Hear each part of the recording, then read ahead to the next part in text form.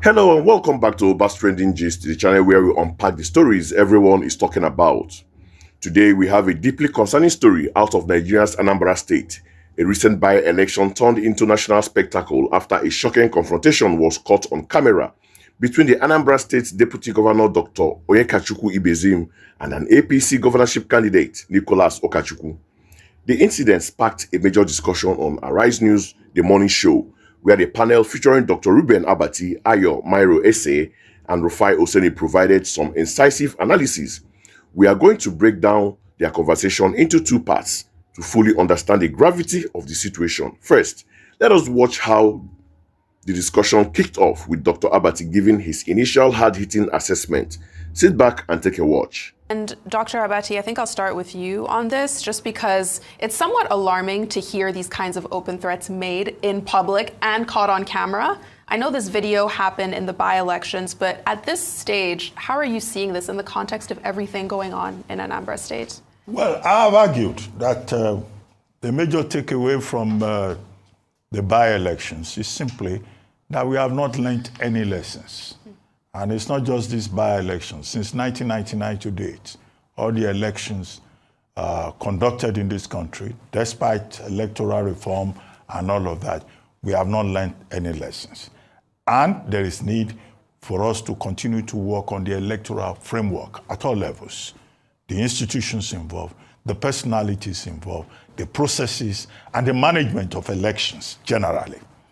However, what this signposts is a statement about the leadership recruitment process.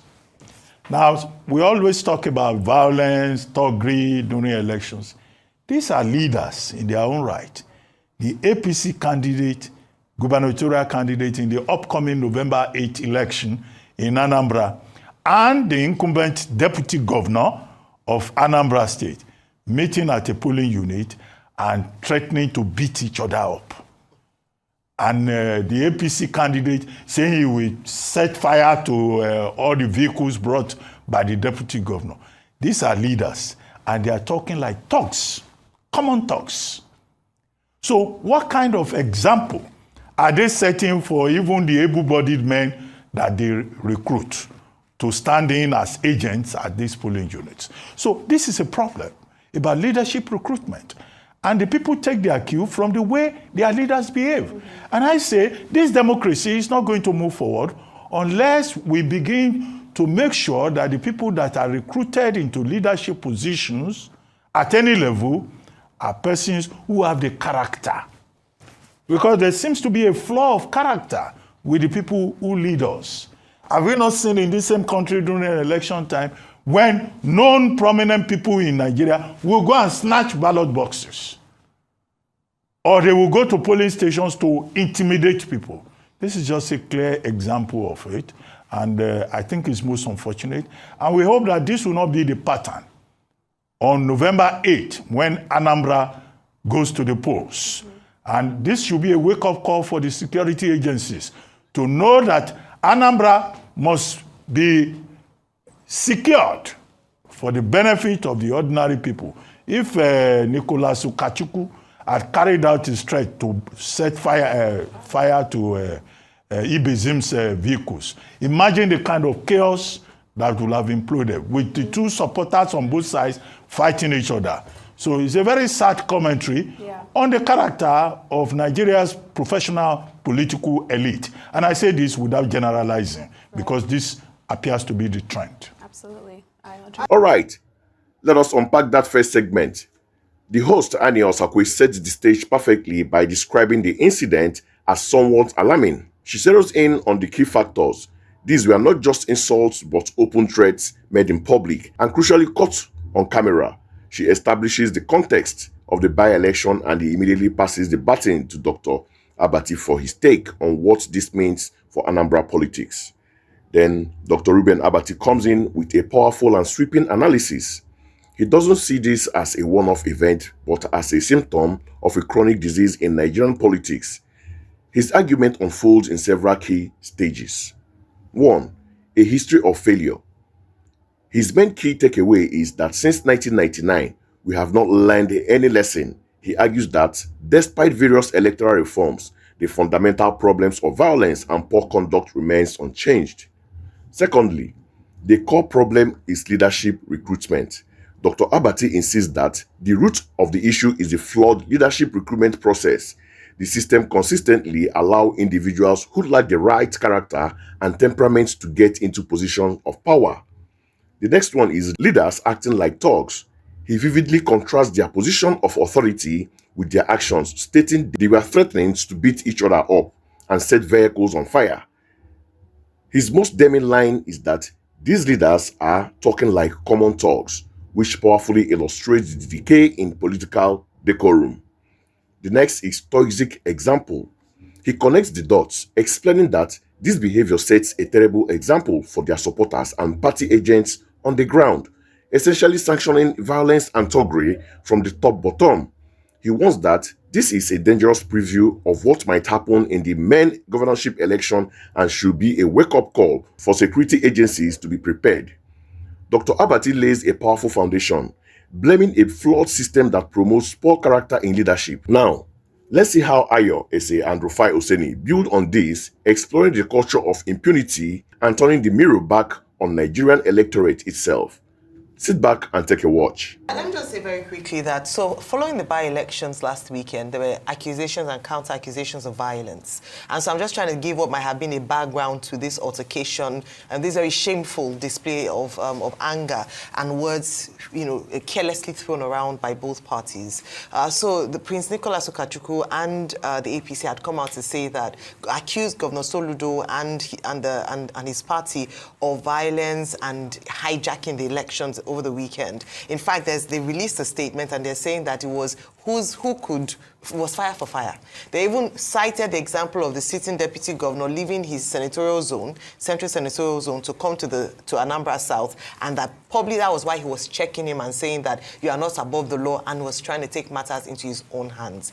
Now, where there's a breakdown of law and order and you feel that you're not going to get fairness, everybody then decides to take matters into their own hands. And that is what we have seen a number of times in Nigeria. Now, we can obviously see that it's not limited to Nigerian citizens like you and I. Even for leaders, they don't trust the process such that the affront of the deputy governor to come to his own senatorial district prompted him to say that he would not allow them to go, and he was willing to burn their cars to prevent them from coming into. I mean, this is a show of shame. In an ideal world, he should be brought into for questioning. This should have been investigated. We shouldn't even have an environment where things like this happen, and they don't care that people are recording and it could appear on social media. There's no concern for reputation. There's no concern. This is a man who is running for election in a few months' time, when he should ideally be on his best behavior, because he would risk losing his election. He didn't care, because it means that there's impunity, no consequences, and as we can see and we'll watch in the coming days, no consequences. Who is going to save us from this impunity in Nigeria? Rufai. See, with due respect, I don't know why you guys are surprised, though. See, how many decent, when I mean decent all-rounder in morals, in character, in outlook, how many decent people go into politics in Nigeria? How many? Can you count? I'm not saying they're not decent, but they're decent people in politics. But how many? I mean, when you or whoever is watching is a person and says they want to go into politics, what's the first thing they tell you? They tell you don't want to be part of touts, talks, and the likes, and that's what's happening. But you see, the bigger joke is on the Nigerian people. And I'll ask you, as 2027 is coming, you are going to vote in this election. I just want a question for you. The man that you are going to vote, can you leave your 6-year-old child with that man for that child, that man or woman, to raise your child? Because there are lots of Nigerians that vote for people they can't even leave their own children with. And they say politics is different. But when their lives are now battered by those decisions, they start to cry. That's just my question. Whoever you're going to vote, can you leave your children with that man to raise for you in a situation where you are not there? That's a food for thought. Let's move ahead. Ayo Ese provides crucial context. She points out that this confrontation didn't happen in a vacuum. The by-election was already filled with accusations and counter-accusations of violence, creating a fire-for-fire atmosphere. Her central point is that this behavior stems from a total breakdown of law and order. When leaders don't trust the system to deliver justice or fairness, they resort to self-help and the intimidation. She also highlights the shocking culture of impunity. They don't care that they are being recorded because they expect no consequences. For them, there is no concern for reputation because there is no accountability.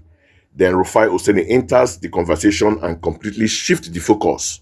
He's not surprised at all. The expectation of bad behavior.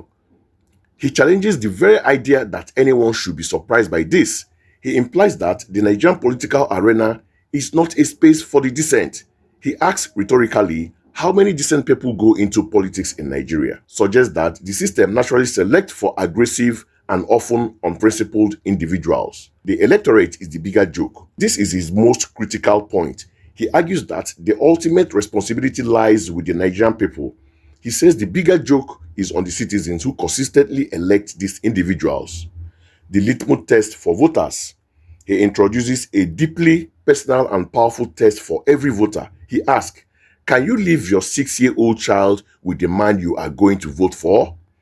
This brilliantly cuts through all the political noise and forces the audience to consider the fundamental character of their chosen leader. He argues that many Nigerians vote for people they would never personally trust, creating a massive contradiction between their personal value and their political choices. Now, for my own critical take, the Arise team did a phenomenal job breaking this down, but I want to add my own perspective. What we are witnessing is the normalization of deviance in our politics. This isn't just a failure of character. It has become the expected standard of behavior for a strong politician in Nigeria. The complete lack of shame from the individual involved is the most telling part. They are not hiding. They are performing. For them, this public display of aggression is a political tool, a way to project power and intimidate rivals, and they do it openly because our system has consistently failed to punish such actions. This brings me to my second point, the paralysis of our institution. Where is the political party's disciplinary committee in all of this? Where is the police investigation into public threats of violence and arson? Where is the electoral body, INEC, in sanctioning candidates who promote violence? Their silence is deafening, and it signals complicity. When the referees of the game refuses to blow the whistle, the players have no incentive to play by the rules. This institutional failure is what creates a culture of impunity that Ayo mentioned. Finally, Rufai's point about the electorate is one we cannot ignore. It's a vicious cycle. The political environment is so toxic that it repels decent, qualified individuals. Until we, the people, decide that character, integrity, and respect for the rule of law are non-negotiable requirements for leadership, we will continue to be spectators to our own tragedy. This is a conversation we must continue to have. What do you think about the solution?